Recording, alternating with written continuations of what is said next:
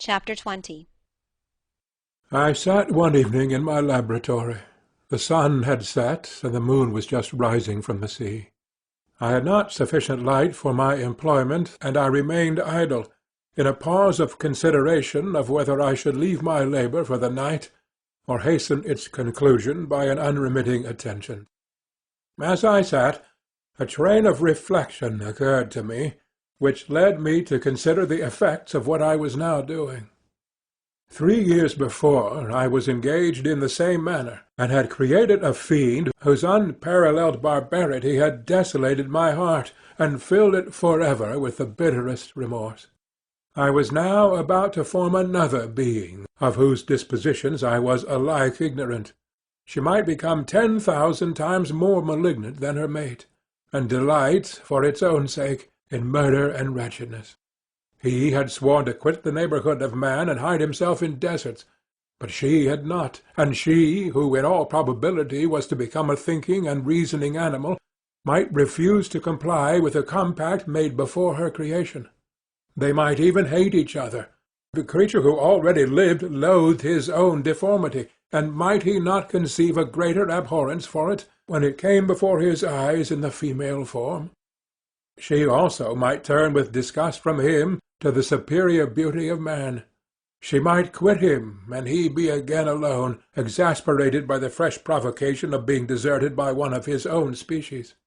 Even if they were to leave Europe and inhabit the deserts of the New World, yet one of the first results of those sympathies for which the demon thirsted would be children, and a race of devils would be propagated upon the earth, who might make the very existence of the species of man a condition precarious and full of terror.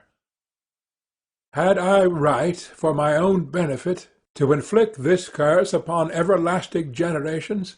I had before been moved by the sophisms of the being I had created. I had been struck senseless by his fiendish threats. But now, for the first time, the wickedness of my promise burst upon me. I shuddered to think that future ages might curse me as their pest, whose selfishness had not hesitated to buy its own peace at the price, perhaps, of the existence of the whole human race.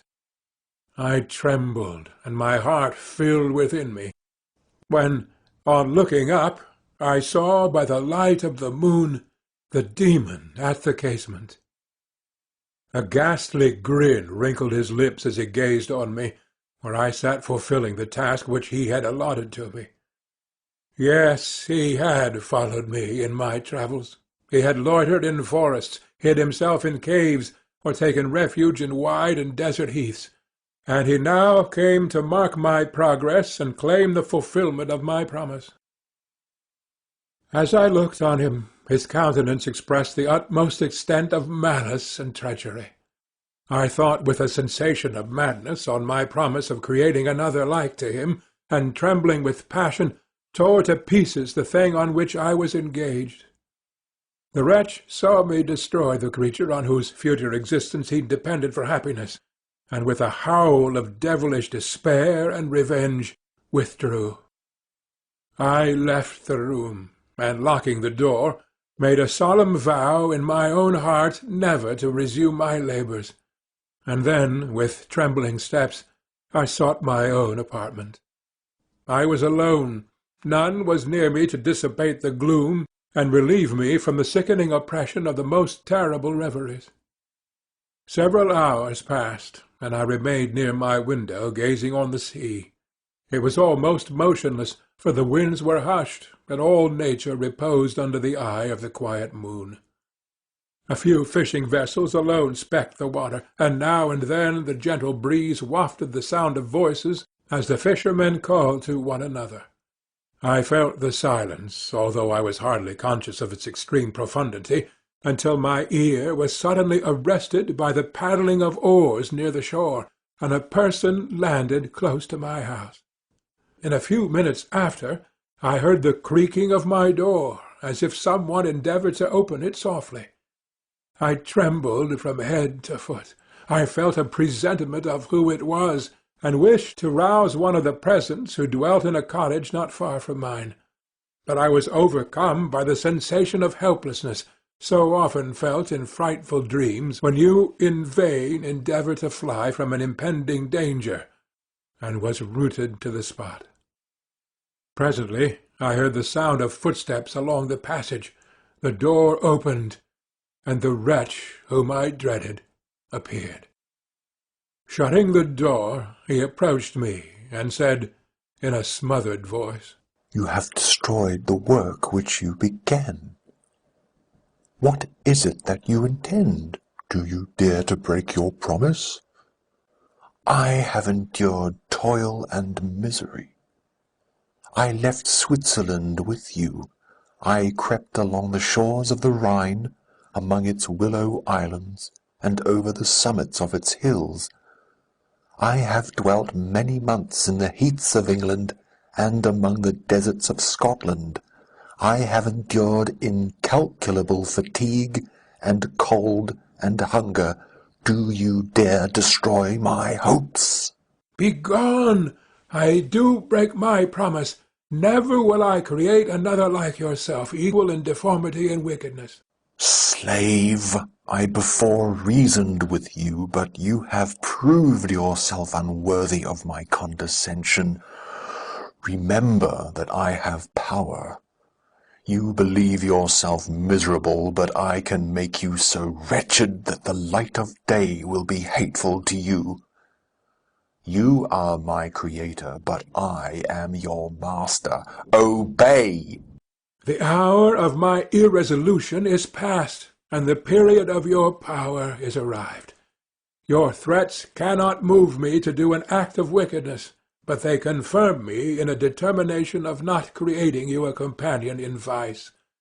Shall I, in cool blood, set loose upon the earth a demon whose delight is in death and wretchedness? Begone! I am firm, and your words will only exasperate my rage." The monster saw my determination in my face, and gnashed his teeth in the impotence of anger. "Shall each man," cried he, "find a wife for his bosom, and each beast have his mate, and I be alone? I had feelings of affection, and they were requited by detestation and scorn. Man, you may hate, but beware. Your hours will pass in dread and misery, and soon the bolt will fall which must ravish from you your happiness forever. Are you to be happy, while I grovel in the intensity of my wretchedness? You can blast my other passions, but revenge remains. Revenge henceforth dearer than light or food. I may die, but first you, my tyrant and tormentor, shall curse the sun that gazes on your misery. Beware, for I am fearless and therefore powerful.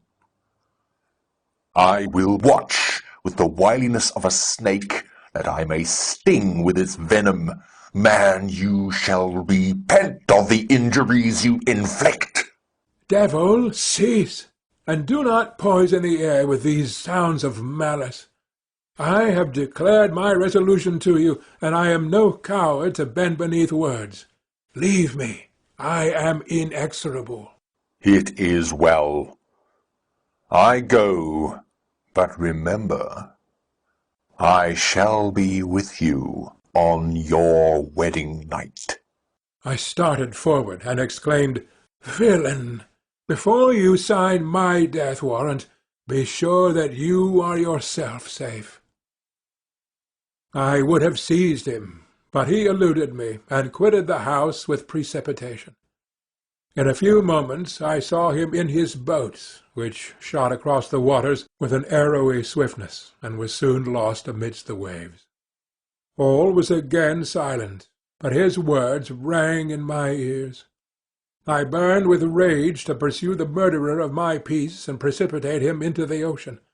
I walked up and down my room hastily and perturbed, while my imagination conjured up 1,000 images to torment and sting me. Why had I not followed him, and closed with him in mortal strife?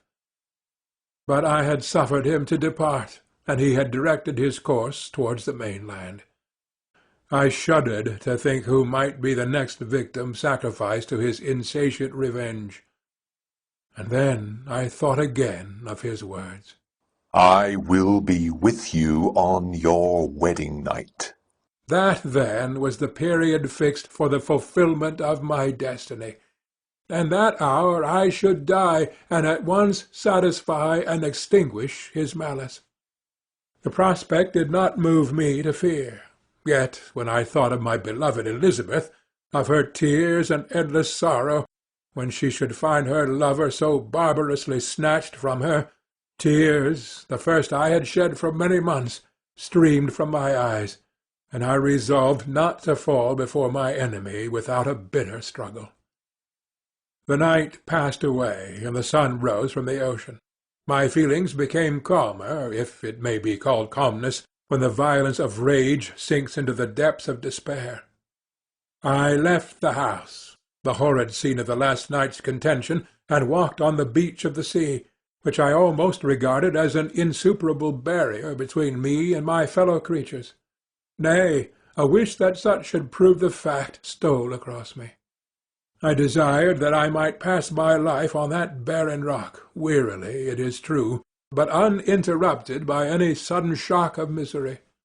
If I returned, it was to be sacrificed, or to see those whom I most loved die under the grasp of a demon whom I had myself created.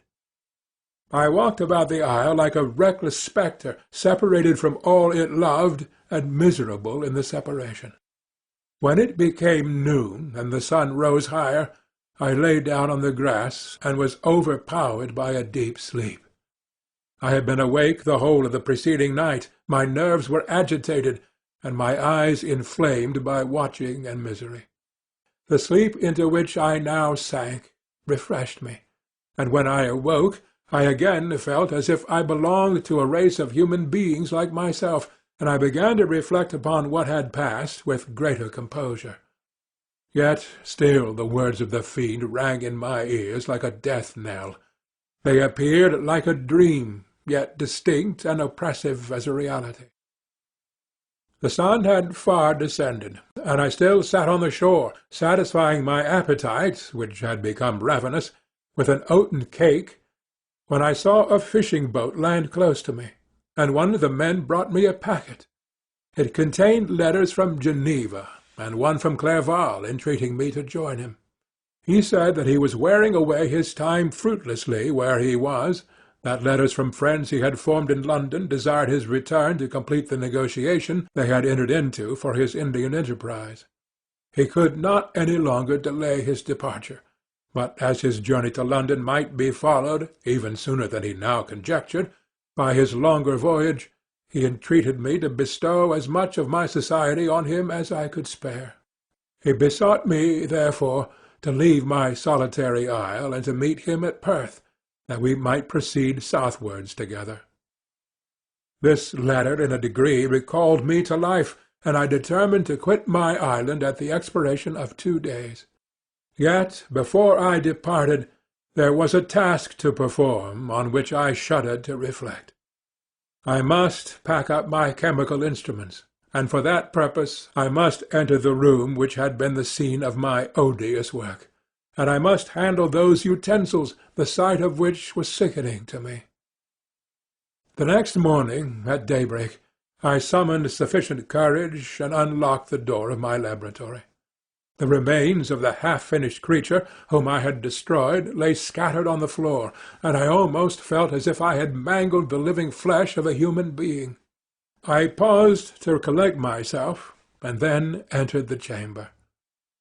With trembling hand I conveyed the instruments out of the room, but I reflected that I ought not to leave the relics of my work to excite the horror and suspicion of the peasants, and I accordingly put them into a basket with a great quantity of stones, and, laying them up, determined to throw them into the sea that very night. And in the meantime I sat upon the beach, employed in cleaning and arranging my chemical apparatus. Nothing could be more complete than the alteration that had taken place in my feelings since the night of the appearance of the demon. I had before regarded my promise with a gloomy despair as a thing that, with whatever consequences, must be fulfilled. But I now felt as if a film had been taken from before my eyes, and that I for the first time saw clearly. The idea of renewing my labours did not for one instant occur to me. The threat that I heard weighed on my thoughts, but I did not reflect that a voluntary act of mine could avert it. I had resolved in my own mind that to create another like the fiend I had first made would be an act of the basest and most atrocious selfishness, and I banished from my mind every thought that could lead to a different conclusion. Between 2 and 3 in the morning the moon rose, and I then, putting my basket aboard a little skiff, sailed out about 4 miles from the shore. The scene was perfectly solitary. A few boats were running towards land, but I sailed away from them. I felt as if I was about the commission of a dreadful crime, and avoided with shuddering anxiety any encounter with my fellow creatures. At one time the moon, which had before been clear, was suddenly overspread by a thick cloud, and I took advantage of the moment of darkness and cast my basket into the sea. I listened to the gurgling sound as it sank, and then sailed away from the spot. The sky became clouded, but the air was pure, although chilled by the northeast breeze that was then rising. But it refreshed me, and filled me with such agreeable sensations that I resolved to prolong my stay on the water, and fixing the rudder in a direct position, stretched myself at the bottom of the boat. Clouds hid the moon. Everything was obscure, and I heard only the sound of the boat as its keel cut through the waves. The murmur lulled me, and in a short time I slept soundly. I do not know how long I remained in this situation, but when I awoke I found that the sun had already mounted considerably. The wind was high, and the waves continually threatened the safety of my little skiff. I found that the wind was northeast, and must have driven me far from the coast from which I had embarked. I endeavoured to change my course, but quickly found that if I again made the attempt, the boat would be instantly filled with water. Thus situated, my only resource was to drive before the wind. I confess that I felt a few sensations of terror. I had no compass with me, and was so slenderly acquainted with the geography of this part of the world that the sun was of little benefit to me.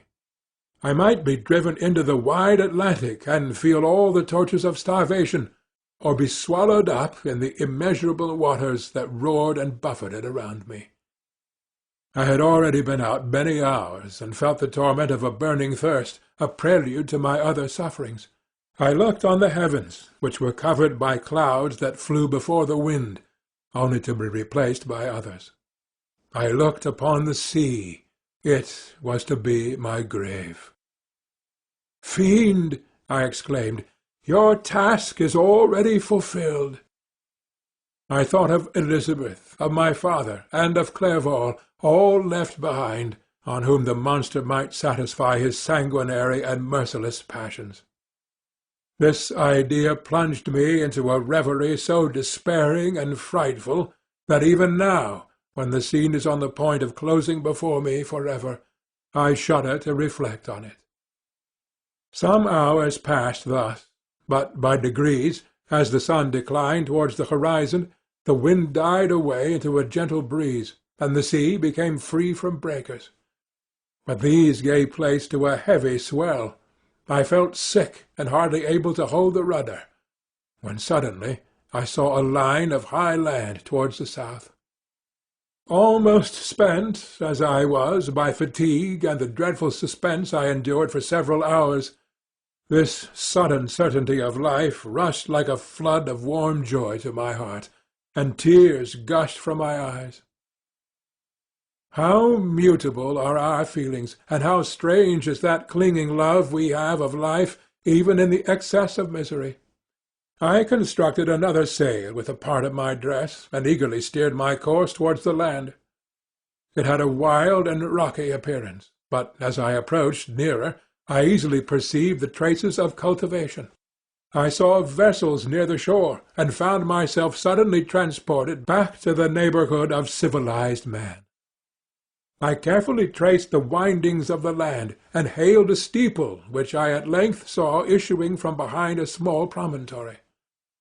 As I was in a state of extreme debility, I resolved to sail directly towards the town, as a place where I could most easily procure nourishment.